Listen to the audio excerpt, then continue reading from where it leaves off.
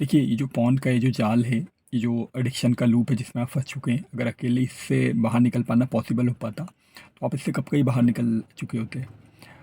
लेकिन आप बार-बार इसमें फ़ेल इसलिए हो रहे हैं क्योंकि आपके पास कोई स्ट्रक्चर नहीं है इसका कि करना क्या है आपको। मान लीजिए आपने 1 महीने का चैलेंज ले लिया, अब लेकिन आपको पता ही नहीं है कि उस 1 महीने में करना क्या है, किस तरीके से आप इस एडिक्शन किए का जो लूप जिसमें आप फँस चुके हैं, इससे कैसे इसको तोड़ के बाहर निकल पाएँगे। इसका आइडिया नहीं है, आपको एक साइंटिफिक नॉलेज नहीं है इसके बारे में, कैसे कोई भी हैबिट बनती है, कैसे कोई एडिक्शन डेवलप होता है, कैसे उसे तोड़ा जाता है,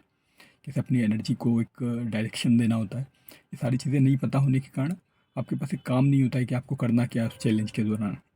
इसलिए आप बार-बार फ़ेल होते जाते हैं। लेकिन वही जब आप इस तरह के किसी सपोर्ट सिस्टम में आते हैं, तो आपके पास प्रॉपर एक स्ट्रक्चर होता है, एक फीडबैक होता है।